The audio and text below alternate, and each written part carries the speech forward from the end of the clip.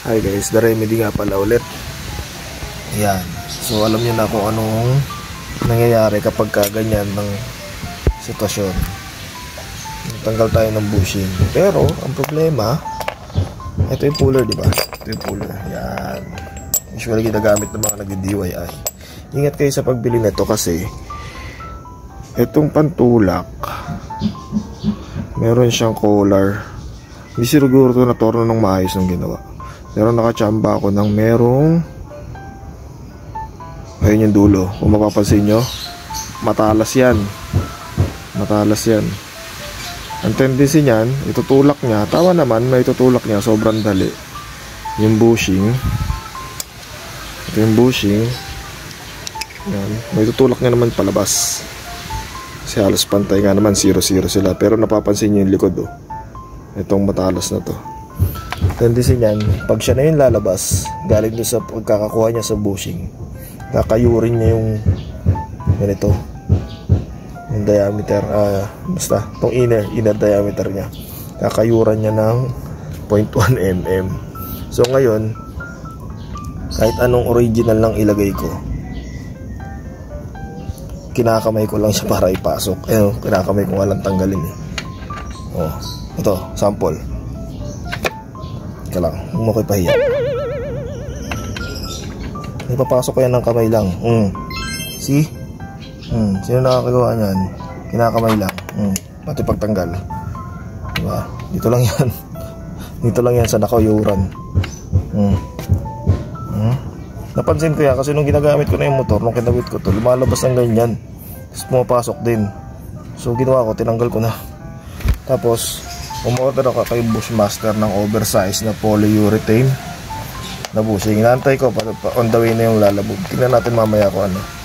Nag-offset ng 0.3 kasi 28 point something to eh. 28. Basta nasa ganun lang. Plus 0.1 minus 1 tolerance lang.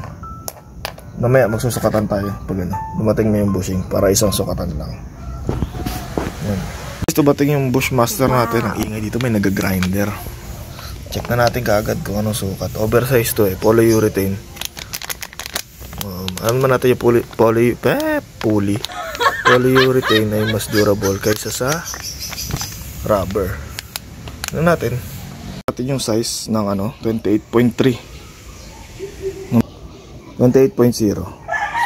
Ngayon natin, medyo malaki-laki pala tong ano, Bushmaster. So yun, stock out Bushmaster in ang sikip, pero pumasok siya.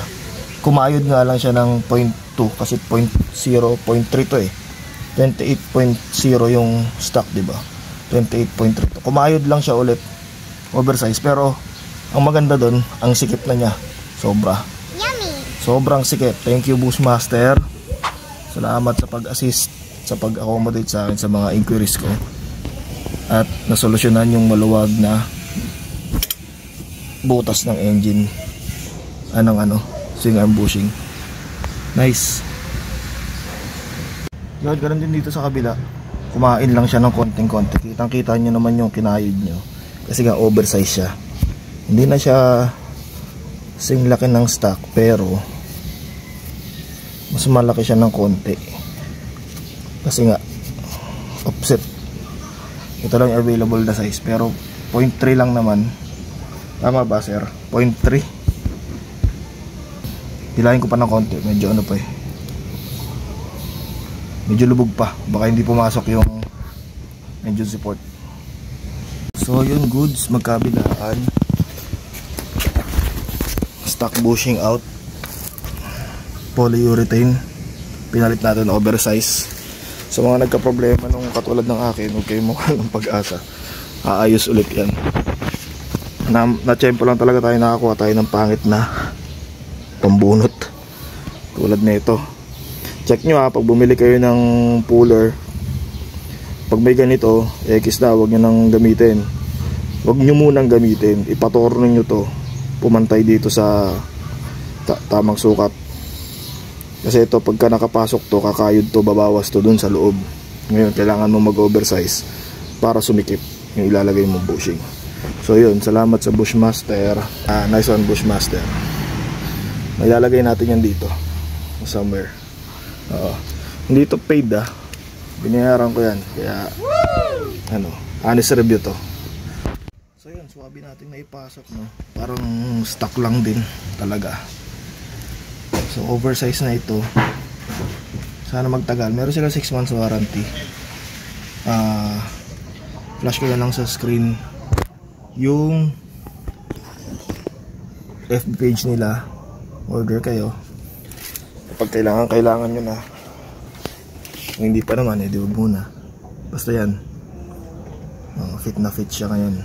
Hindi na siya gumagalaw. Kanina, nung hindi pa ako nag-oversize, pag ginalaw mo siya, gumagalaw yung buong bushing, niluluwa niya. Ngayon hindi.